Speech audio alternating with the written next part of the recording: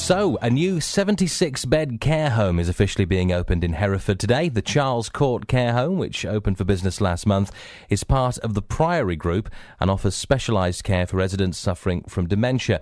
Well, our reporter Claudia Berrier is there to tell us more details. Morning, Claudia. Good morning. Yeah, I'm sitting in the lovely living room here at the care centre, and I'm looking out of the French windows at beautiful mature trees. So although the inside has got that lovely brand new spanking feel, you're set in beautiful mature gardens.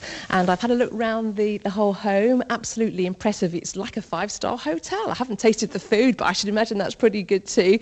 And sitting in the living room with me, we've got some people watching television, a few people dozing, and one lady who's got 2 lovely rag dolls sitting on her lap, and they're keeping her very happy. So it's a lovely, lovely feel to the place. And Dr. Dan Nightingale is the head of dementia services for the Priory Group. Can you talk us through what's going to make Charles Court stand out when it comes to dementia care? Yeah, we've launched an initiative called the Dignity Dementia Champion, and Charles Court will be led by the Dignity Dementia Champions. They're people who are going to be highly trained and highly skilled to deliver what we refer to as person-centred care. They'll go through a training course that is accredited by Brighton University, and it teaches people to make sure that we're offering the people living with dementia choice, dignity and respect. And I'll give you an example of that because it's just been referred to as a lady here who has a couple of rag dolls on her knee. For her, they're her babies. That's her attachment to reality. So that's how the staff are trained to work with that, and we call it doll therapy, and it's to ensure that she has attachment to those dolls. So that's the kind of initiative that will be leading Charles Court and making it a centre of excellence. And what other things do you think help make a home personalised? Because it's that personalisation, isn't it, which helps dementia patients to actually feel comfortable? Yeah, we've focused very much on our environments and make sure that people living with dementia in our nursing home have an environment that's familiar to them. So they don't have a bedroom door, they have a front door. So there, what would be normally a bedroom door in a mainstream nursing home becomes a front door here that's painted and personalised by them so that they recognise that that is their space, their private space. And then when they come out of that house, that private space, they step not into the corridor of a nursing home, but into a stimulating, bright environment that is familiar to them, and that has 3 things. Somewhere to go, so there's lots of signage around to tell people where the dining room is, tell them where their house is, where the gardens are. Something to do, so there's lots of tactile activities around for them to do, and also something to see. So we have things that are familiar to people that live in Hereford, that they would recognise and feel comfortable around. Yeah, we've seen lots of pictures of apples and pears and sheep and just loads of sort of artefacts, sort of like street furniture almost, down the corridors. And one thing I noticed is there's the little glass boxes outside each door so that people can actually put an object outside their front door to remind them that that's where they live and that's their home.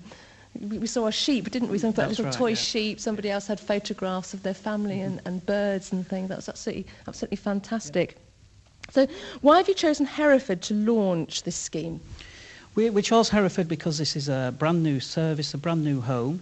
It's very big, bright, beautiful, and the most important thing is it's got a really good manager, and leadership is crucial to make sure that all our initiatives are rolled out and achieved.